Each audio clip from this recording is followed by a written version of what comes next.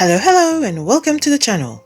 This one's scripted so there will be no rambling this time. For this video, I decided to try my hand at another illustration. I haven't really done one of those since my Skirk interpretation video and my Faustine video before that. With the Christmas season in full swing, I wanted to do something super self-indulgent. I already knew I wanted to draw Miku, especially since I couldn't stop thinking about the Snow Miku design for 2026. Look at her! She's so cute!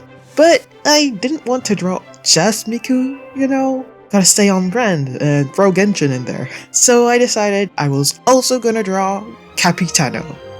Listen, Capitano is so cool, I had to draw him.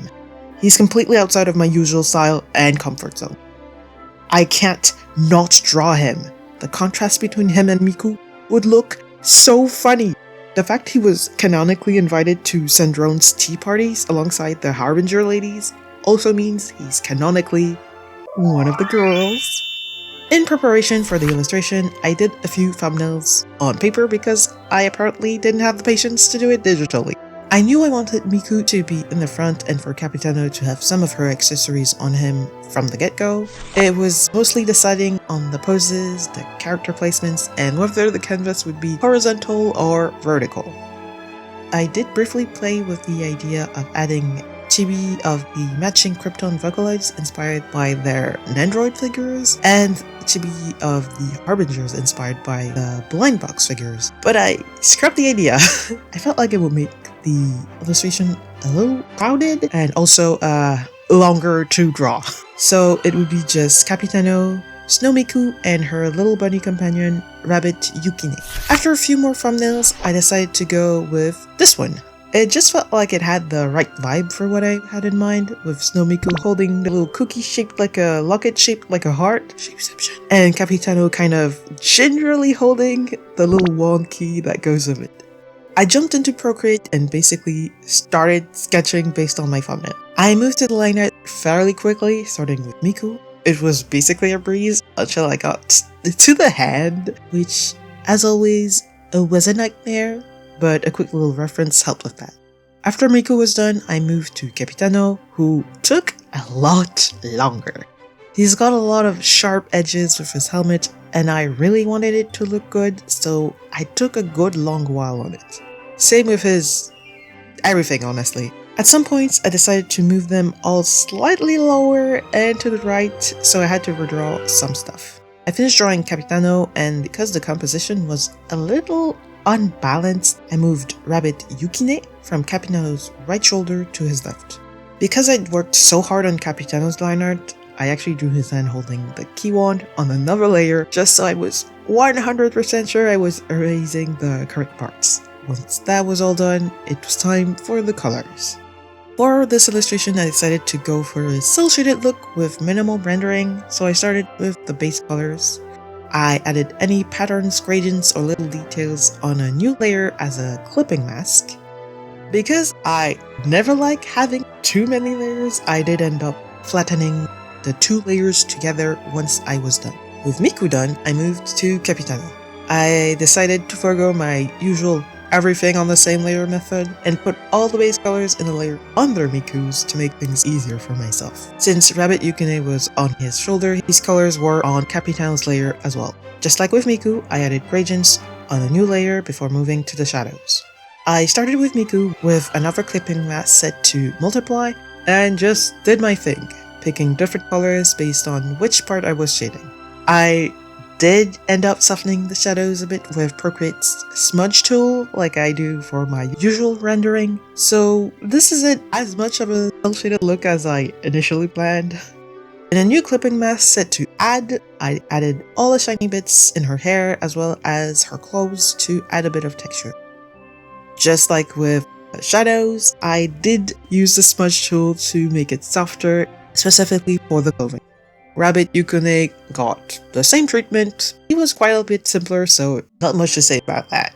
I pretty much did the same for Capitano, starting with the shadows before moving to the lighting, which took a good while longer with the shine in his armor, helmet, and coat.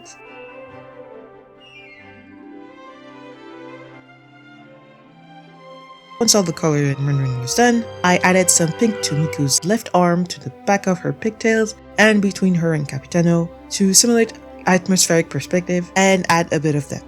Shout out to Adam Yen Boyan 7325 for telling me what it was called in the comments of my last video, and also sorry if I butchered your name. I ended up softening Capitano's colors with some pink set to a low opacity so he'd mesh a little better with Miku without losing the huge contrast between them. After that, it was time to add color to the line art. I'm sure there's a more efficient way to do it, but I usually just add another clipping layer on top of the original line art, choose a color that's darker than the shadows for each part of the drawing, and just color the line art. It always takes a while, but it looks so good in the end. I'm a little bit sloppy about it though, so I always have to go back and fix things.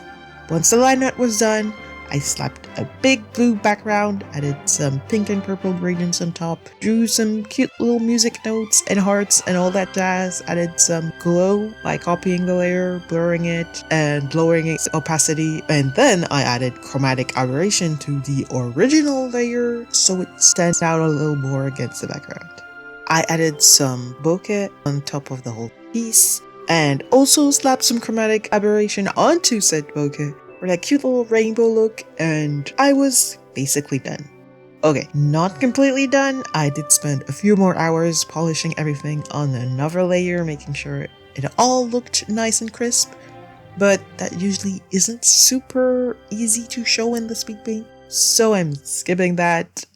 Just know that, yeah, I redrew some of the lines, fixed some of the design errors I had on Miku, and a few ones I had on Capitano, and that was basically it. Here's the final illustration.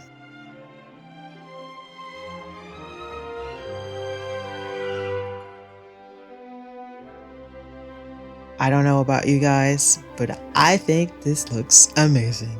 Unsurprisingly, since I drew it for me, it was just fun to draw something a little goofy and self-indulgent. I hope this wasn't too boring to watch / listen. I wanted to explain a little more what I was doing. I don't use a lot of crazy brushes or techniques when I draw. It's usually just the default round brush for the colors, a default round brush with the stabilization cranked up to just under 50% for the line art, and then the smudge tool to soften things up. I just spent a long while on these. Also, this piece is available on my imprint. It's the only thing available on there for now, but I do hope to have more stuff on there in 2026. For now, if you want to have this plastered on your wall to stare at for hours, you can! Honestly, I mostly put it there so I could get a good quality print of it for myself. But yeah, feel free if you also want a good quality print for yourself. Anyway, with this being the last video of 2025 on the channel, I gotta wish you all a Happy New Year in advance. Merry Christmas to those who celebrate, Happy Holidays to everyone. Don't forget to like the video if you enjoyed it. You can also like to participate in my Capitano summoning circle for 2026. It'll be playable in 2026. I'm not delusional, it's gonna happen. Also, subscribe and binge watch my other videos. It'll help with the Capitano summoning. Trust. But seriously, thanks to everyone who watched, liked, commented, subscribed, and just enjoyed my videos and art in general. I am super grateful. Thanks for everything, and see you next year. Bye bye!